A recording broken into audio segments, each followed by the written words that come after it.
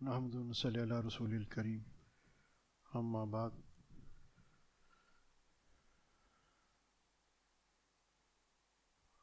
اعوذ باللہ من الشیطان الرجیم بسم اللہ الرحمن الرحیم یا ایہا الذین آمنوا آمنوا صدق اللہ العلی العظیم۔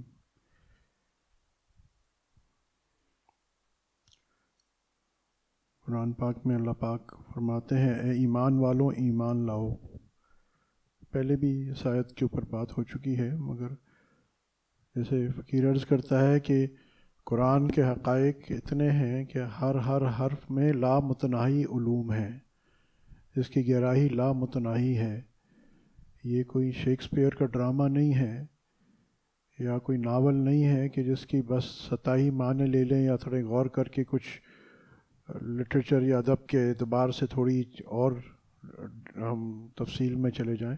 یہ قرآن پاک ہے، اللہ کا کلام ہے، اس میں اللہ کے علوم چھپے ہوئے ہیں، یعنی معرفت الہی ہے۔ اور بار بار عرض کرتا ہوں کہ کیونکہ اللہ کی صفت علیم لامتناہی ہے، یعنی اللہ کا علم انفائنائٹ ہے، لامحدود ہے، تو اسی طرح اللہ کے کلام میں کی گہرائی بھی لامحدود ہے، انفائنائٹ ہے۔ ایک ایک حرف کی، جملے کی نہیں، ایک ایک آیت کی نہیں، ایک ایک حرف کی گہرائی لامحدود ہے۔ اس کے ایک ظاہری معنی ہیں جو ہم آپ تفاسیر میں پڑھ لیتے ہیں، یا ظاہری لغت لفظی معنی پڑھ لیتے ہیں، پھر تفاسیر آ جاتی ہیں، مگر کوئی آج تک ایسا نہیں آیا جس نے یہ کہا ہو کہ میں نے اس قرآن پاک کی حتمی تفسیر بیان کر دی۔ آج تک 1400 سال سے لوگ لگے ہوئے ہیں اور کام کر رہے ہیں، اور بس ہوتا جا رہا ہے، اور اللہ پاک علوم کھولتے چلے جا رہے ہیں۔ تو اسی طرح جہاں میں نے عرض کیا تھا کہ جب اللہ پاک فرماتے ہیں اس میں کہ اے ایمان والوں ایمان لاؤ، جیسے ایمان لانے کا حق ہے۔ اچھا، ہماری یہ جو نشست ہے ویسے تو مکتوبات مجدد الفسانی رحمۃ اللہ علیہ کے عنوان سے، پر اس کا مقصد کچھ صرف علمیت نہیں ہے، ایکڈیمک نہیں ہے، صرف معلوماتی نہیں ہے۔ اصل مقصد یہ ہے کہ اللہ پاک ہماری اصلاح فرما دے اور ہماری زندگیوں میں تبدیلی آ جائے، ہماری زندگی میں اللہ اور اس کے رسول صلی اللہ علیہ وسلم کا پکا اور سچا عشق آ جائے، اور ہماری زندگیوں کا رخ اس طرف تبدیل ہو جائے جو اللہ اور اس کے رسول صلی اللہ علیہ وسلم بتا کے گئے ہیں، جو اللہ اور رسول چاہ کے گئے ہیں، ظاہر میں بھی اور باطن میں بھی۔ یہ بھی بڑی ایک مسئلہ ہے، ظاہر میں بھی باطن میں بھی۔ یہ ہماری مجلس کا اصل مقصد ہے، اس کا میں بھی اتنا ہی محتاج ہوں جتنے آپ محتاج ہیں۔ اور اس دور میں یہ جو سوشل میڈیا کے یہ الغار کا دور ہے، اور کیا کہنا چاہیے، مس انفارمیشن اور ڈس انفارمیشن، یہ عجیب دور ہے۔ ایک زمانے میں صرف ایک کہتا ہے لوگ مس انفارمڈ ہوتے تھے، غلط معلومات ہو گئی، یعنی غلطی سے کوئی سمجھنے میں غلطی ہو جائے تو ہم کہتے ہیں وہ مس انفارمڈ تھا وہ۔ مگر ایک یہاں اس دور میں ڈس انفارمیشن ہے، یعنی جان بوجھ کے ذرائع ابلاغ کے ذریعے وہ چیزیں پھیلائی جاتی ہیں، بتائی جاتی ہیں، ہمیں دکھائی جاتی ہیں جو گمراہ کن ہوتی ہیں۔ اور اس دور میں ہم سب اس کا شکار ہیں، اور بالخصوص جو نوجوان ہیں جو بیچارے اتنا علم نہیں رکھتے، وہ بہت زیادہ آج کا بڑا سوال یہ کہ حق کہاں ہے۔ اب ایک بڑا مسئلہ یہ ہے کہ ہم نے کتابوں سے، قرآن حدیث کی روشنی میں اور اہل اللہ کی کتابیں اور علماء کرام کی کتابوں کو چھوڑ کے سارا ہمارا دین کا جو سورس ہے، ذریعہ ہے، وہ آج یوٹیوب اور فیس بک اور ٹویٹر اور انسٹاگرام بن گیا ہے۔ اور اس کے اوپر علماء حق، مشائخ حق کم ہیں، اور گمراہ کن نام نہاد میڈیا اسکالر، اسلامک اسکالر بھی نہیں، میڈیا اسکالر، یہ ایک نئی اصطلاح نکل آئی ہے۔ اسکالر کہاں کا، ایک نوجوان آج بہت بیچارہ پریشان رہتا ہے، بہت کنفیوزڈ رہتا ہے کہ حق کہاں ہے۔ اور وہ پھر افسوس یہ ہے کہ ہمارے بڑوں نے بھی یا آج ہم والدین نے چلیں ہماری تو بات یہ صحیح نہیں ہے کہ میری عمر میں تو یہ کہوں گا کہ ہمارا قصور ہے ہم نے اپنے بچوں کو کیونکہ خود دین سکھایا نہیں ہے اور یہ نہیں بتایا کہ دین کہاں سے لینا ہے.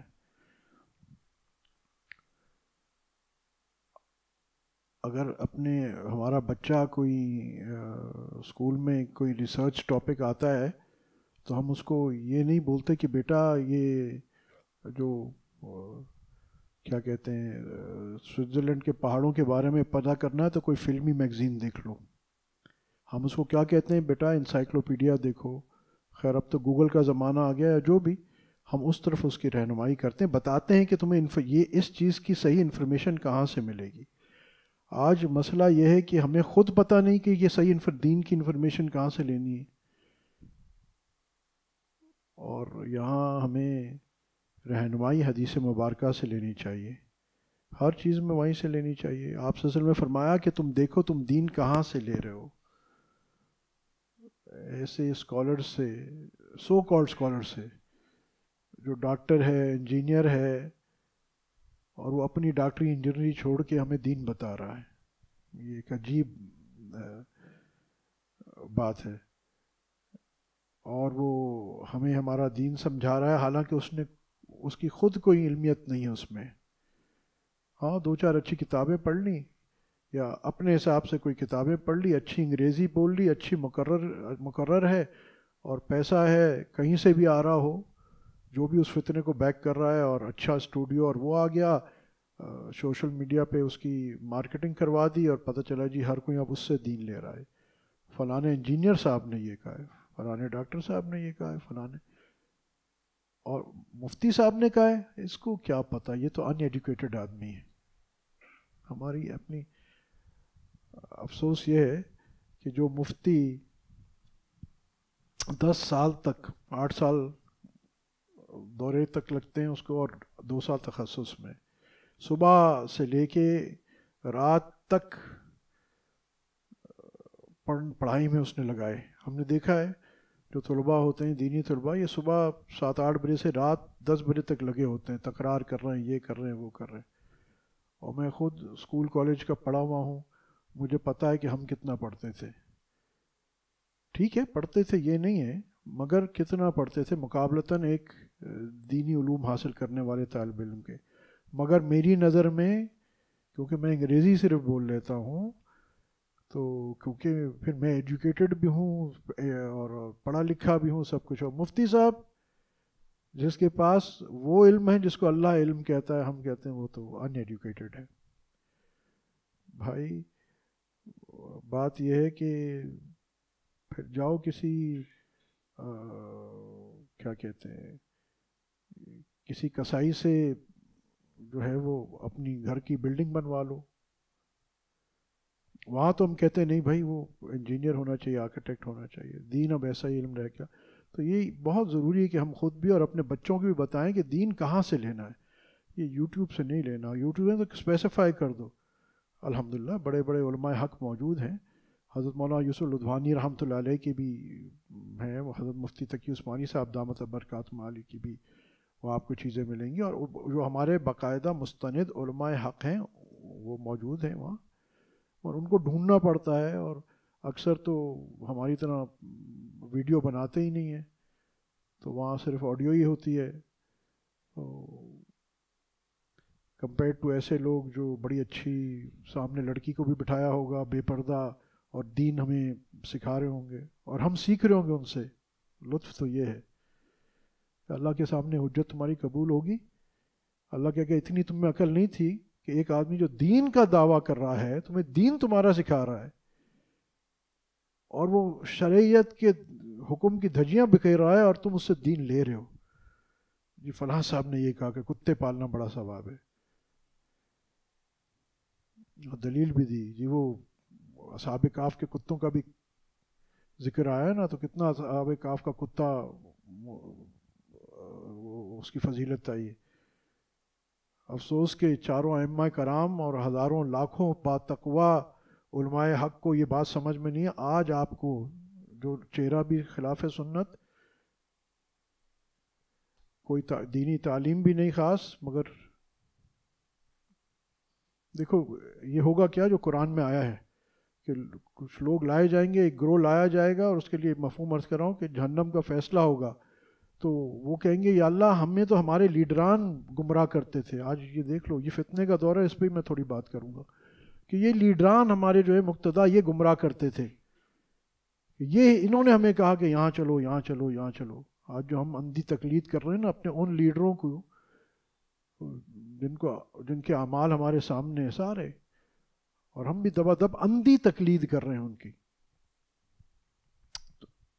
تو جب ان کے مقتداؤں لیڈروں کو لایا جائے گا، وہ کہیں گے اللہ پاک ان کو ڈبل عذاب کر، یہ خود ہی ہمارے پاس آتے تھے. بھائی یہ ہونے والا ہے اگر اپنی اصلاح ہم نے نہیں کی، اور اسی طرح اندھے طریقے سے ہم نے ان کی تقلید کی جو یہ یوٹیوب پہ اور ادھر ادھر آ رہے ہیں. کوئی مستند نہیں ہے. میں بار بار کہتا ہوں کہ جا کے تم اپنا، ویسے تو کہتے ہیں جی دین آسان ہے، ہم خود پڑھ سکتے ہیں، خود سیکھ سکتے ہیں، تو پھر اپنے والد صاحب کا بائی پاس بھی خود کر لیا کرو بھائی. تمہارے پاس چھری کانٹے بہت ہیں، یا انسٹرومنٹ مل جائے گا، دیکھتے رہو یوٹیوب اور کر لو. یا کسی بڑے اچھے مصنف یا ادیب سے اپنے باپ کا بائی پاس کروا لو. آپ کہیں گے تمہارا دماغ خراب ہوا ہے، اس کے لیے ڈاکٹر چاہیے، کوالیفائڈ ڈاکٹر چاہیے. یہ یوٹیوب سے تھوڑی ہوتا ہے. دین ہی بیچارہ ایسا رہ گیا ہے. دین بیچارہ نہیں ہے، مصیبت میں تو ہم ہیں جنہوں نے نہ خود سیکھا ہے نہ اپنے بچوں کو اب بتا رہے ہیں کہ دین کہاں سے لینا ہے تم نے. اور حدیث مبارکہ میں ہے کہ دیکھو تم دین کس سے لے رہے ہو. دیکھو ایسے ہی تو نہیں، حدیث شریف کی سند بیان کی جاتی ہے. آپ کبھی کسی بخاری شریف کے ختم میں جائیں تو وہاں جب آخری حدیث پڑھی جاتی ہے اس کے بعد وہ پورا چین بیان کرتے ہیں کہ کس کو کس سے اجازت ملتی، یہاں تک کہ آپ وسلم تک پہنچے، تاکہ اوتھینٹسٹی کہ یہ بیچ میں کہیں ایسا نہیں ہے کہ بس اپنے سے من گھڑت چیز ہے. تو یہ دور واقعی بڑے فتنوں کا ہے اور بڑی کنفیوژن پھیلائی جا رہی ہے. سمجھ میں نہیں آتا کہ حق کیا ہے اور باطل کیا ہے. حقیقت میں ہے ڈیفیکلٹ ٹائمز، اسی کو فتنہ کہتے ہیں. ایک جو بیانات میں جو خصوصی علامہ بنوری رحمۃ اللہ علیہ کی یاد میں یہ چھپا تھا ایک نمبر، تو اس میں یہ فتنے کے بارے میں ایک چھوٹی سی تحریر ہے، which میں سمجھتا ہوں کہ میں آپ کو یہ پڑھ کے سناتا ہوں. بہت اہم ہے اور آج کل کے حالات میں تو بہت ضروری ہے اس کو سمجھنا. اور یہ اس میں سے نقطہ میں یہ آپ سے عرض کروں گا کہ آج اپنے ایمان پہ محنت کرنے کی کتنی ضرورت ہے. یہ صرف میں نے بیان یہ ہماری کوئی معلوماتی نشست نہیں ہے، علمی نشست نہیں ہے.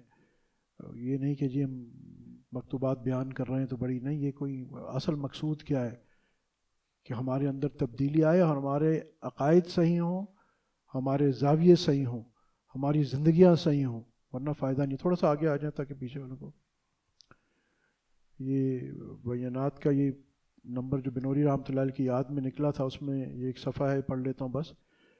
حضرت فرماتے ہیں کہ فتنہ لغت میں سونے کو کھٹالی میں پگھلا کر پرکھنے کو کہتے ہیں. قرآن و حدیث کی اصطلاح میں فتنہ ان آزمائشوں کا نام ہے جن میں ایمان کا زر خالص پرکھا جاتا ہے. اسی ضمن میں وہ بدعتیں، گمراہیاں اور جدت ترازیاں بھی آتی ہیں جن کو اپنے دماغ سے گھڑ گھڑ کر کجر و لوگ دین کے نام سے پیش کرتے ہیں. ایسے لوگوں کو اہل فتنہ کہا جاتا ہے، اور انہی اہل فتنہ سے جہاد کی وہ فضیلت بیان فرمائی گئی ہے جسے اوپر نقل کر چکا ہوں. یہ پہلے آیا ہوگا اس میں. حق تعالیٰ نے زائگین کے برپا کردہ فطروں کو ایمان کے جانچنے اور پرکھنے کی کسوٹی بتایا ہے، یعنی اسے ان فتنوں سے تنفر ہے یا ان کی طرف کشش ہے، یعنی اس سے نفرت ہے ان فتنوں سے یا ان کی طرف کشش ہے، دوری ہے یا قریبی ان فتنوں سے ہے. جس شخص کے دل میں ایمان جتنا قوی، جتنا مضبوط اور جتنا صحت مند ہوگا، اسے فتنوں سے اسی قدر نفرت اور بغض و عداوت ہوگی. اس کے برعکس جس کا ایمان جس قدر کمزور ہوگا، ذی آلودہ اور مریض ہوگا، اسے فتنوں کی طرف سے اسی نسبت سے کشش ہوگی. ہم دیکھتے ہیں کہ ایک شخص شریعت کی دھجیاں بکھیر رہا ہے، شریعت کے اصول کی، دعوے وہ کچھ بھی کرے، دعوے تو بڑے اچھے اچھے کر رہا ہے، ہر کوئی کہتا ہے جی میں شریعت لاؤں گا اور مسلمان اور ایسا اسلام کا نافذ کروں گا، عملاً وہ دھجیاں بخیر رہا ہے اور ہم اس کی محبت میں فریفتہ ہیں۔ یہاں بنوری رحمۃ اللہ، یہ بہت خطرناک مضمون ہے اور بات یہی سچ ہے، مر کے پتہ چل جائے گی، بہتر ہے کہ زندگی میں سمجھ میں آ جائے ورنہ مر کے پھر پتہ چل جائے گی کہ یہ ہمارے دلوں کی کدورت ہے، ایمان کی کمزوری ہے، جو دیکھتے بھی ہم ان فتنوں پہ فریفتہ ہیں، اس کا مطلب ہے کہ ہمارا دل پاک نہیں ہے۔ یہاں جو اقبال کہتے ہیں دل پاک نہیں تو پاک ہو سکتا نہیں انسان، ورنہ ابلیس کو بھی آتے تھے وضو کے فرائض بہت، یہاں سمجھ میں آتا ہے۔ وہ نفی نہیں کہہ رہے کہ معلومات دین کے فقہ کی یا اس کے اعمال کی، اقبال رحمۃ اللہ علیہ کیا فرما رہے ہیں کہ دل کی پاکی وہ چیز ہے، دیکھیں حدیث مبارکہ میں آتا ہے، تم مفہوم ہے کہ تم مومن کی فراست سے ڈرو، وہ اللہ کے نور سے دیکھتا ہے۔ تو اس کا مطلب ہے جو مومن نہیں ہے، حقیقی مومن نہیں ہے، ہر مومن نہیں، حقیقی مومن، تو اس کا مطلب ہے وہ اللہ کے نور سے نہیں دیکھتا۔ آج ہمارا کیا معاملہ ہو رہا ہے، ہم شریعت کے خلاف حکم دیکھ رہے ہیں ہوتا ہوا مگر پھر بھی اس کی محبت میں فریفتہ ہیں۔ کتنا خطرناک بات ہے، یہ کسوٹی ہے، جیسے حضرت نے لکھا ہے کہ دین کی اصطلاح میں یہ کسوٹی ہے۔ اللہ پاک جب اس قسم کے حالات بھیجتے ہیں تو مقصود کیا ہوتا ہے کہ ہماری آزمائش ہو جائے کہ ہمارا ایمان اس طرف ہے یا اس طرف ہے، ہم حق کے ساتھ ہیں یا باطل کے ساتھ ہیں۔ یہ ہماری آزمائش ہے، کوئی چھوٹی چیز نہیں ہے، یہ 2-5 سال کی حکومتوں کی بات نہیں ہے، یہ قبر حشر کی زندگی کی بات ہے،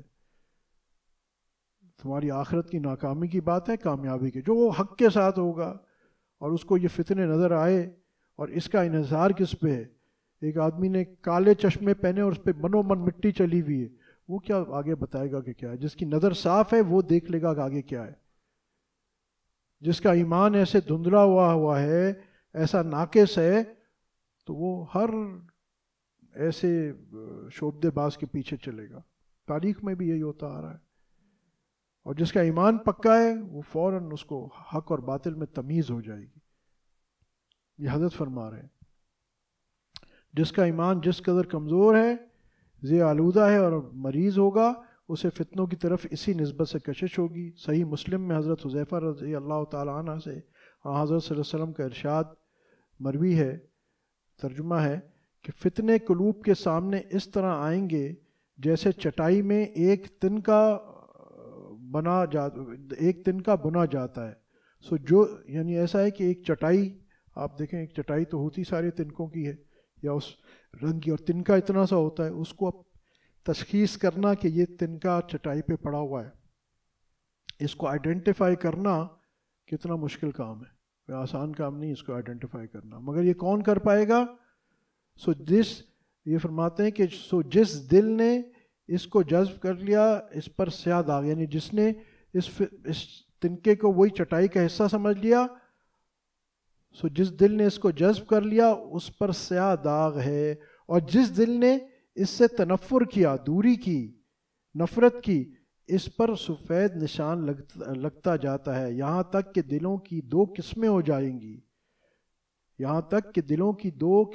جائیں گی، ایک سفید سنگ سفید کی طرح یعنی سفید پتھر کی طرح، ستھرا اور چمکدار، ستھرا اور چکنا کہ رہتی دنیا تک اسے کوئی فتنہ نقصان نہیں دے گا، دوسرا کالا بجنگ کوزے کی مانند الٹا، یہ سوائے اپنی خواہش کے جو اس میں رچ بس گئی ہے، نہ کسی بھلائی کو بھلائی سمجھے گا نہ بدی کو بدی سمجھے گا۔ سمن بکمن امن، قرآن جو کہتا ہے اب یہاں سمجھ میں آئیں گے۔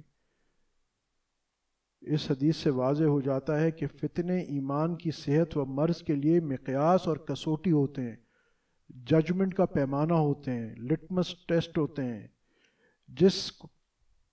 جن قلوب میں فتنے سے مقالے کی تب و تاب ہو جو وہ صحت مند ہے، جو فتنوں سے جو قلب لڑ سکتا ہو وہ صحت مند کہلائے گا، اور جن میں فتنوں سے مساحلت کی استعداد ہو وہ مریض الایمان ہے۔ مریض الایمان ہوں گے، اور مرض بڑھ جانے کی صورت میں یہ لوگ ایمان سے محروم ہو جائیں گے۔ اہل فتنے سے قتال ایمان کا بلند ترین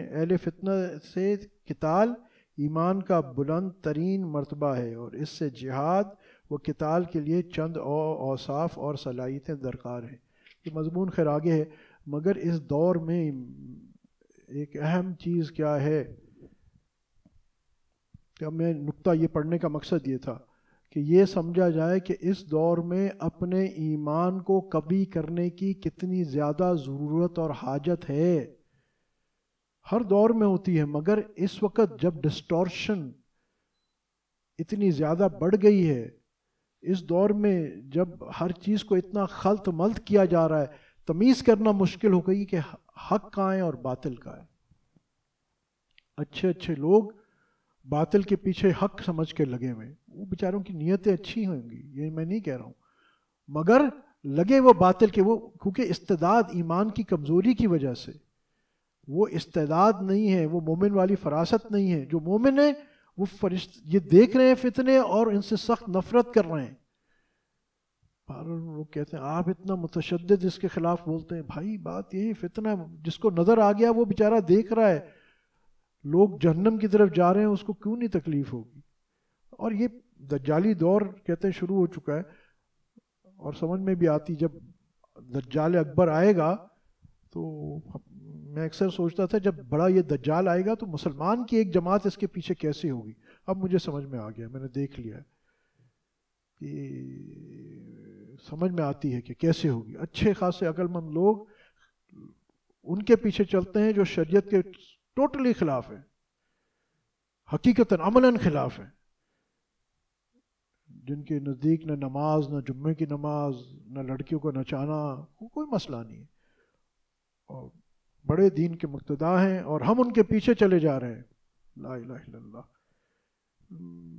بھائی عقل کے قیامت کے دن انشاءاللہ میں تو بری ہوں حق اور سچ بات کر کے، اور آپ کو بتا کے کہ اپنے ایمان کو مضبوط کرو، اس دل پہ جو اندھا پن چڑھ گیا ہے، کدورت چڑھ گئی ہے، اس کو صاف کرو، ورنہ پھر اللہ کی پکڑ شدید ہے، حجت نہیں ہے، کیونکہ یہ اللہ نے گمراہی نہیں کی، اللہ نے گمراہ نہیں کیا، تمہارے ایمانوں کی کمزوری اور دل پہ کدورت جو چھائی ہے، یہ اس کا نتیجہ ہے۔ تو بات اس کا حل کیا ہے؟ اس کا حل کیا ہے؟ میں اس کا حل یہ نہیں کہہ رہا کہ آپ کو کوئی میں دلائل یا کچھ دے رہا ہوں، میں کہا پہلا حل کیا ہے، بنیادی حل کیا ہے کہ اپنے ایمان میں قوت پیدا کرو۔ یہ جو آپ اصطلاح سنتے ہیں نا اپنے تبلیغ کی، کیا کہتے ہیں ایمان پہ محنت کرو، تو اس کے معنی کیا ہیں؟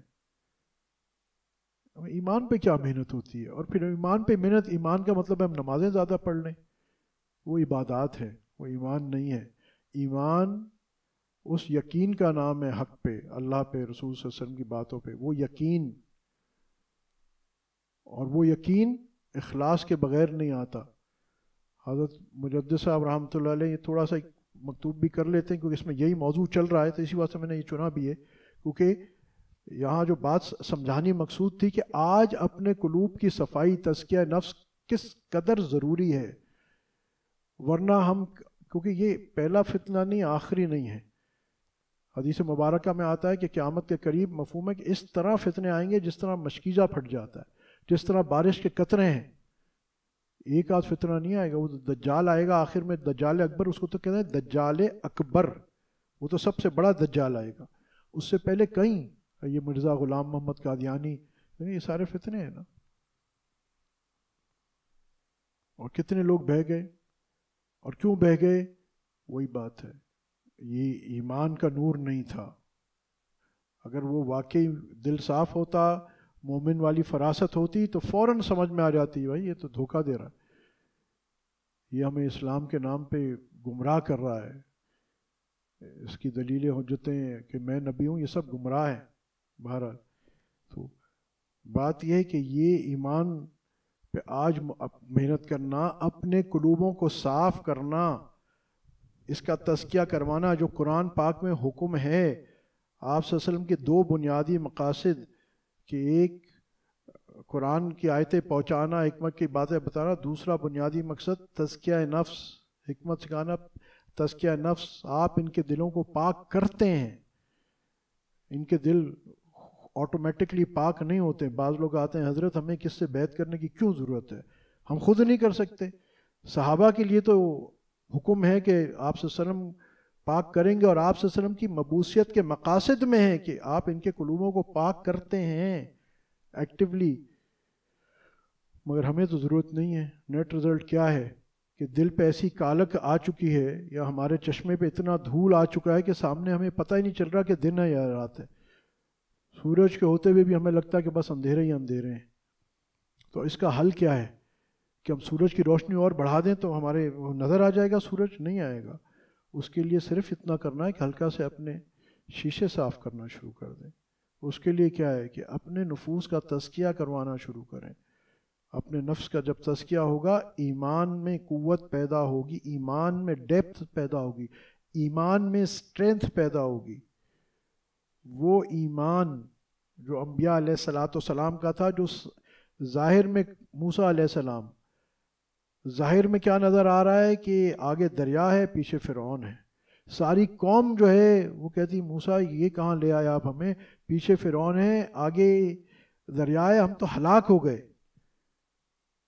اور موسیٰ علیہ السلام کیا کہتے ہیں کہ گھبراؤ، ڈرو مت، میرا اللہ میرے ساتھ ہے. یعنی یہ انبیاء کا ایمان ہے کہ وہ اس ورچوئل، یہ دنیا کی جو میں اگر اصطلاحاً کہوں ورچوئل ریالٹی ہے، یہ دنیا جو ہے نا ایک قسم کی ورچوئل دھوکہ ہے. قرآن بھی کہتا ہے یہ کھیل تماشا دھوکہ ہے. آج ہمیں سمجھنا آسان ہے یہ ورچوئل ریالٹی ہے، حقیقی ریالٹی نہیں ہے. جن کو یہ پتہ ہے کہ حقیقت تو مسبب الاسباب ہے. تو ایمان اس لیول کا تھا. ظاہری بات ہے ہم کوئی نبی تو نہیں ہے، صحابی تو نہیں ہے، اس لیول کا ایمان ہو. مگر اس کا یہ مطلب نہیں ہے کہ ایک مضبوط لیول کا ایمان ہمیں عطا نہیں ہو سکتا. اس کے لیے محنت کرنی پڑے گی. پھر کیا ہوتا ہے کہ پھر انسان حالات سے متاثر نہیں ہوتا. قوی ایمان والا حالات کو متاثر کرتا ہے، کمزور والا حالات سے متاثر ہوتا ہے. آج دیکھیں ہم میں سے یہی کہتا ہے کہ اب کیا ہوگا، میرا کاروبار اب کچھ نہیں ہو سکتا، میرا فلاں مسئلہ اب کچھ نہیں ہو سکتا. تو آپ کیا کہہ رہے ہیں؟ اللہ نہیں کر سکتا. جس کا اللہ سے تعلق یقین ہوتا ہے، جس کا واقع ایمان بنا ہوا ہوتا ہے، قلب صاف ہوتا ہے، دل کا تعلق اور بھروسہ اللہ پہ ہوتا ہے صرف، تو وہ ہر چیز کو سامنے دیکھ کے صرف اس کی نگاہ اوپر ہوتی ہے. آپ صلی اللہ علیہ وسلم نے کیا فرمایا صدیق اکبر رضی اللہ تعالیٰ عنہ کو؟ لا تحزن ان اللہ معنا. ڈرو مت، مفہوم ڈرو مت، اللہ ہمارے ساتھ ہے. تو یہ ایمان بنانا، یہ ساری مطلب قصے ہیں قرآن کے، کسی اور کے لیے نہیں، بلکہ انفیکٹ یہ سلوشن ہے آج کی پریشانیوں کے لیے. سلوشن ہے آج جو ہم جن سلوشنز کے پیچھے بھاگ رہے ہیں وہاں نہیں ہے. آج ہمیں پیچھے جانا چاہیے، اپنے چشمے صاف کرنے چاہیے. سب چیزیں، دودھ کا دودھ پانی کا پانی نظر آ جائے گا. پوائنٹ 1. پوائنٹ 2، آپ حالات سے متاثر نہیں ہوں گے، آپ حالات کو متاثر کریں گے. انبیاء علیہ السلام کی زندگی دیکھیں، حالات سے وہ متاثر نہیں ہوئے، انہوں نے حالات سے کمپرومائز نہیں کی، انہوں نے حالات چینج کیے. آدم علیہ السلام سے لے کے آپ صلی اللہ علیہ وسلم تک آپ کو یہ ایک چیز، وہ کسی ظاہر کی تصویر سے متاثر نہیں ہوئے، مگر انہوں نے دنیا کی ظاہر کی تصویر بدل ڈالی. اپنے آپ کو ایلیویٹ کرنے کی ضرورت ہے. کہتے ہیں پرواز ہے دونوں کی اس ایک ہی فضا میں، کرگس کا جہاں اور ہے شاہین کا جہاں اور. مسلمان کو اللہ پاک نے شاہین کا جہان دیا ہے، کرگس کا نہیں. کرگس ولچر، گدھ جو مردار کھاتا ہے، بڑی لو فلائٹ ہوتی ہے اس کی. شاہین ایگل آپ دیکھیں بڑی اونچی فلائٹ ہوتی ہے اس کی. آج پرابلم یہ ہے، وہ شکستہ خوردہ شاہین جو پلا ہو کرگسوں میں، اسے کیا خبر کہ کیا ہے راہ و رسم و شہبازی. اقبال کہتے ہیں جو شکستہ خوردہ شاہین جو پلا ہو کرگسوں میں، جس کی جو پلا ہو کرگسوں میں یعنی ولچرز کے اندر اس کی انوائرمنٹ اور پلا ہو اس میں اندر، اس کو کیا پتا کہ رسم شہبازی کیا چیز ہوتی ہے. آج ہمارا بالکل بعین یہ حال ہے کہ ہم یہ یہود و نصارہ کے کو دیکھ کے اور دنیا کی ہوس میں پھنس کے وہ کرگسوں کا جہان میں آ گئے ہیں. ہمیں کیا پتہ کہ اوپر جو ایمان کی حلاوت ہوتی ہے اور ایمان کا نور ہوتا ہے اور اس کی جو شان ہوتی ہے اس سے آج ہم بے آشنا ہو گئے. تو ضرور کیا ہے کہ ضرورت کیا ہے کہ ہم پھر اپنے ایمان کو قوی کر کے اپنا یہی لیول بڑھائیں. آپ دیکھیے جہاز کا سفر ہو تو جب تک جہاز 1500 اسکوائر فٹ پہ ہوتا ہے نا وہ دھکے کھا رہا ہوتا ہے. جب وہ 30,000 فٹ پہ چلا جاتا ہے بالکل پرواز سٹیبل ہو جاتی ہے. فضا اور ہے آپ کے وہی 747 ہے تو یہ 1500 فٹ پہ 2000 فٹ پہ جھٹکے کیوں کھا رہا ہے؟ نہیں، فضا کا فرق ہوتا ہے. تو آج مسلمان کو اپنی فضا بدلنے کی ضرورت ہے.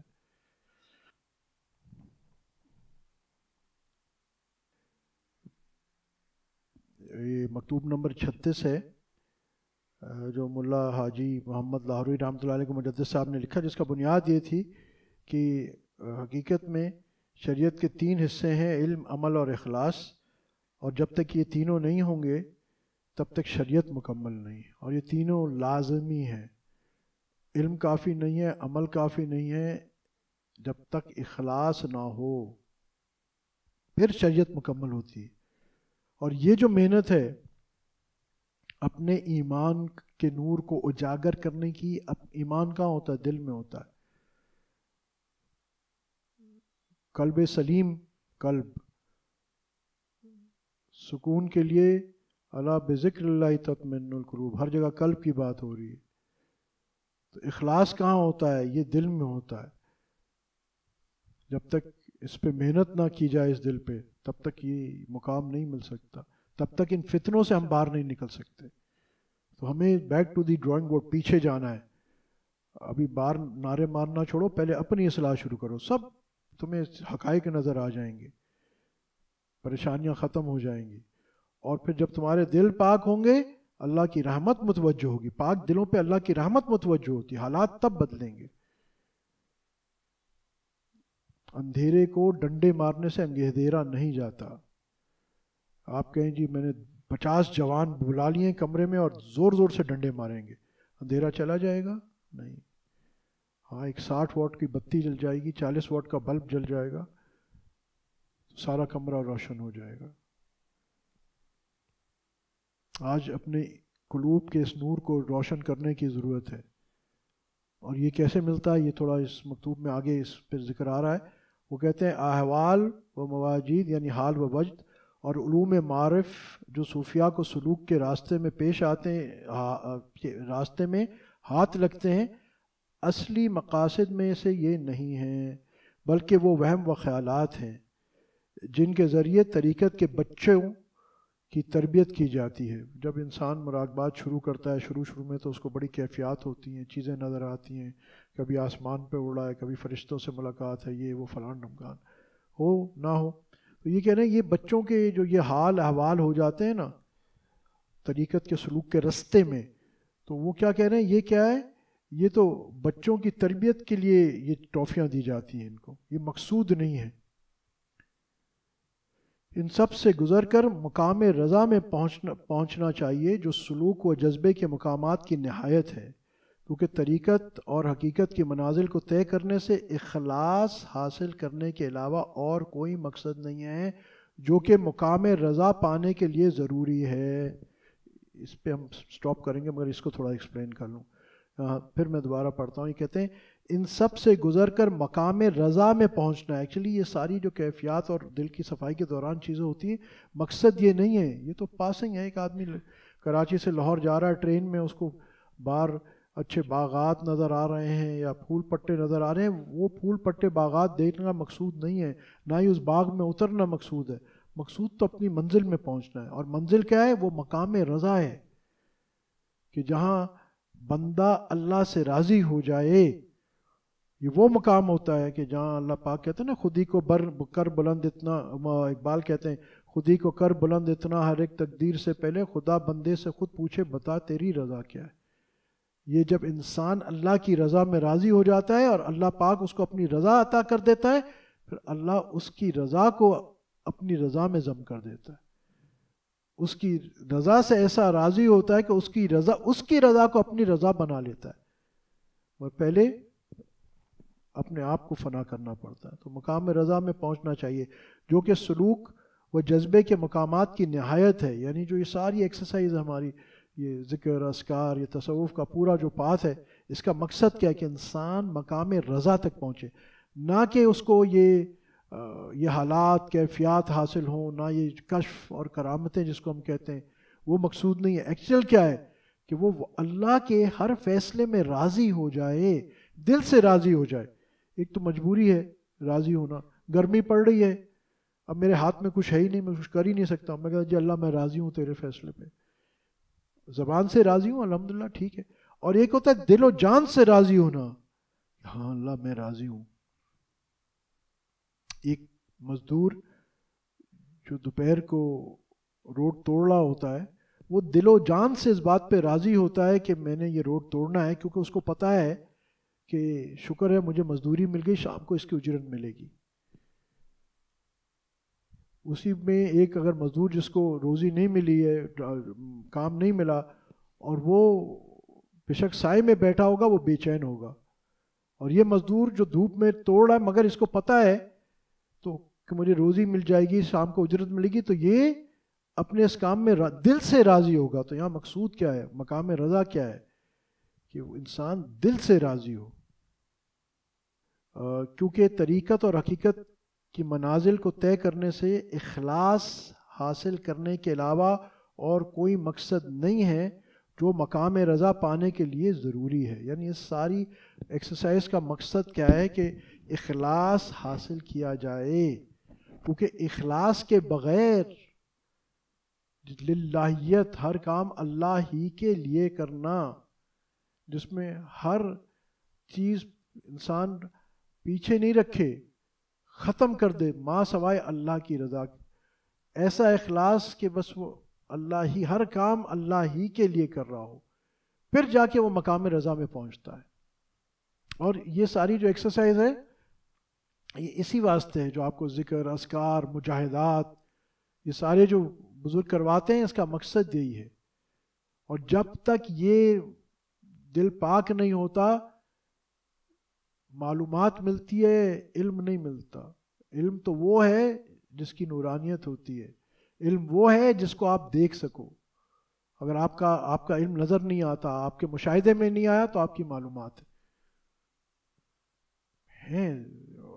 علماء ربانین کون ہے؟ پھر یہ علماء ربانین کا اصطلاح کیوں آئی ہے؟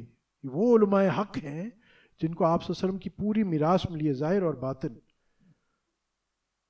یہ وہ نہیں ہے جن کو باطنی میراث ہی نہیں ملے اور دعویٰ کرتے ہیں ہم تو آپ صلی اللہ علیہ وسلم کے وارث ہیں۔ نہیں، وہ وارث نہیں ہے۔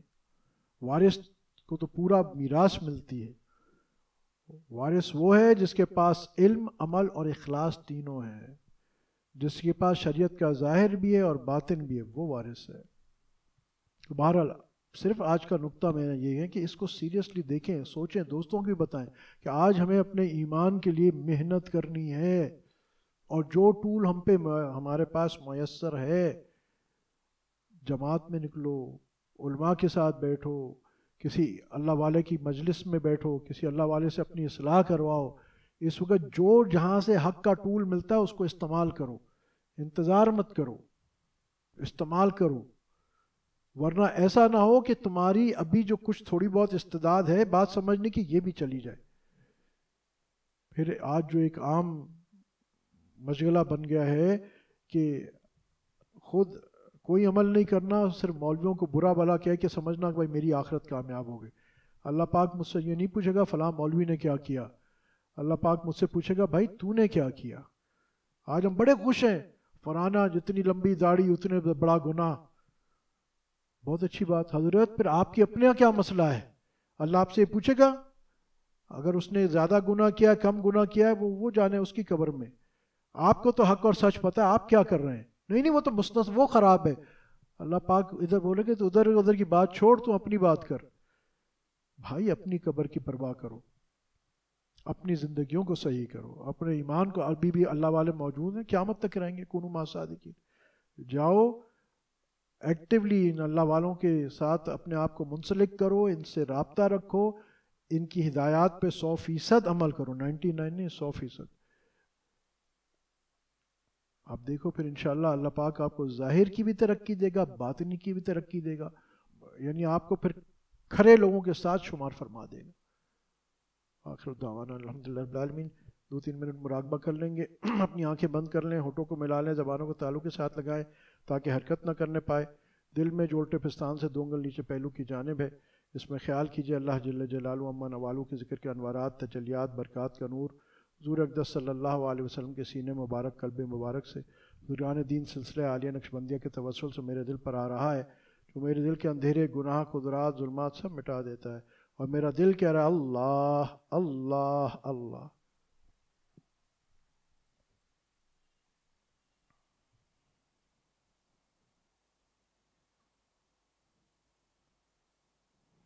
آمین الحمدللہ رب العالمین والصلاۃ والسلام علی اشرف الانبیاء والمرسلین سیدنا مولانا محمد علیہ صحابہ اجمعین. اللہ ہمارے اس بیٹھنے کو قبول فرما، اللہ ہمارے دلوں کو بھی پاک اور صاف فرما، اپنی محبت، تعلق، معرفت، پہچان نصیب فرما، نبی کریم صلی اللہ علیہ وسلم کی پکی، سچی اور دائمی محبت نصیب فرما، قولاً فعلاً صورتاً سیرتاً اخلاقاً خلقاً ظاہراً باطن آپ صلی اللہ علیہ وسلم کی اتباع نصیب فرما.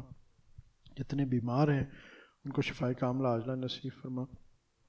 بہت سارے لوگ جو ایک ملک بیماریوں میں ہیں، انہوں نے بالخصوص دعاؤں کے لیے کیا. اللہ تو سب کو جانتا ہے، اور تمام ملک بیماریوں کے جو مریض ہیں اللہ سب کو صحت کاملہ عاجلہ نصیب فرما. پریشان حالوں کی پریشانیاں دور فرما، جو مقروض ہیں ان کے قرضوں کا عالم الغیب سے فوری بندوبست فرما. یا اللہ جو کسی قسم کی کاروبار، روزگار، رزق کی تنگی میں ان کو حلال طیب پاکیزہ روزگار، عافیت، برکتوں کے ساتھ نصیب فرما. اللہ جو لوگ گھریلو پریشانیوں میں ان کی گھریلو پریشانیاں دور فرما. جو صاحب اولاد ہیں ان کی اولاد کو نیک اور صالح بنا، جو بے اولاد ہیں ان کو نیک اور صالح اولاد عطا فرما. اللہ ہمارے اس ملک پاکستان کو دین کا قلعہ بنا. اللہ یہاں کے رہنے والوں کو ایک اور نیک بنا، آپس میں محبتیں اور الفتیں نصیب فرما. اللہ ہمارے علماء حق، مشائخ حق، مدارس عربیہ کی حفاظت فرما، تینوں حرمین کی حفاظت فرما، دعوت و تبلیغ کے کام کی حفاظت فرما، ختم نبوت کے کام کی حفاظت فرما. جن خانقاہوں میں اللہ ہوتا ہے ان خانقاہوں کی حفاظت فرما. اللہ ہم سب کو حاسدین کے حسد سے، شریروں کی شرارت سے، جادو ٹونے فتنے سے، نظر بد سے محفوظ فرما. یا اللہ جو مانگ سکے وہ بھی عطا فرما، جو نہیں مانگ سکے قبر حشر جنت تک جانے کی تمام ضروریات پوری فرما. اللہ ہمارے شیخ حضرت مولانا شمس الرحمان عباسی دامت برکاتہم عالی کی عمر میں برکت نصیب فرما. اللہ ہمارے تمام اکابرین کا سایہ ہمارے سروں پہ قائم اور دائم فرما. یا اللہ ہماری آنے والی نسلوں کی حفاظت فرما. یا اللہ ہمیں ہمارے قلوب میں اپنی سچی پکی محبت نصیب فرما. اللہ ہمیں اپنے قلوب کا تزکیہ کروانے کی یا اللہ توفیق عطا فرما. یا اللہ اپنی معرفت نصیب فرما. اللہ یہ جو جتنے ملک پہ پریشان حال خصوصی ہمارے ملک پہ ہیں، اللہ تو کر سکتا ہے. اللہ ہمارا سارا بھروسہ تیرے پہ. اللہ تو ہم سب کو ہدایت نصیب فرما، ہمارے گناہ معاف فرما. اللہ ہمارے گناہوں کی نفست ہے. اللہ تو رحیم کریم ہے. اللہ معاف فرما کے یا اللہ ہمارے ملک کے اس حالات کو بدل دے. اللہ اس کو دین کا قلعہ بنا دے. یا اللہ کل عالم میں یا اللہ یہاں سے ہدایت کے چشمے یا اللہ جاری اور ساری فرما. کل امت کی یا اللہ اس سے احیا کا ہمارے ملک کو ذریعہ بنا دے. اللہ جہاں جہاں مسلمان پریشان ہیں، شام میں، فلسطین میں، انڈیا میں، برما میں، پاکستان میں، افغانستان میں، جہاں جہاں بھی پریشان ہیں اللہ ان کی پریشانیاں دور فرما. اللہ جن بھائیوں دوستوں نے دعاؤں کے لیے کہا، کہنا چاہتے یا ان کا حق ہے، اللہ سب کی دلی مرادیں شریعت کے مطابق پوری فرما. سب کے آفات، بلیات، پریشانیاں دور فرما. اللہ جتنے حاضرین ہیں، غائبین ہیں، ابھی یا بعد میں سنے، اللہ سب کی دلی مرادیں شریعت کے مطابق پوری فرما. سب کے آفات، بلیات، پریشانیاں دور فرما. اللہ ہم سب کا ایمان پر خاتمہ نصیب فرما. سبحان ربک رب العزت عما یصفون وسلام علی المرسلین. ایک بات چھوٹی سی عرض کر دوں کہ الحمدللہ آپ کے علم میں ہے جو ہماری ایک ایپ سٹور پہ بھی اور اس پہ بھی ایپل پہ بھی درود ٹوگیدر کی ایپ ہے جو ہم سارا مہینہ درود پڑھتے ہیں، اس کا اہتمام کریں. یہ دور یہ کام کرنے کا ہے. اس وقت یہ ٹاک شو سننے اور یہ کلپس سننے کا کام نہیں ہے، اس سے کچھ نہیں ہوگا. میں آپ سے بتا رہا ہوں کہ جس سے ہوگا. تو ایک اس پہ، اور دوسرا جو ہم خاص طور پہ استغفار کا اہتمام کر رہے ہیں. ماشاءاللہ پچھلی بار بھی 19 کروڑ استغفار تھی، اور الحمدللہ اسی طرح درود پاک بھی. تو یہ چیزیں جو اللہ کے جلال کو ٹھنڈا کریں گی، تو اس پہ ذرا اہتمام کیجئے. جتنا آپ دیکھ لیجئے کہ اب میں نے آدھا گھنٹہ فیس بک کو دینے کے بجائے چلو کچھ میں فیس بک کا ٹائم کم کر لیتا ہوں اور وہ یہاں درود اور اس پہ دیتا ہوں. حق تو ہے کہ بس اس طرف کر لیں تو انشاءاللہ مسئلہ حل ہو جائے گا. وہاں مسئلہ نہیں حل ہوگا, وہاں مسئلہ بڑھے گا, آپ پریشان ہوگے, اور جو یوٹیوبر ہے وہ بس پیسے بنائے گا. مگر مسئلہ ہے رجوع اللہ. اس وقت ہے رجوع اللہ. اللہ کر سکتا ہے, کوئی مایوسی نہیں ہے, اللہ کر سکتا ہے. انشاءاللہ بس اس کا ذرا اہتمام کریں انشاءاللہ.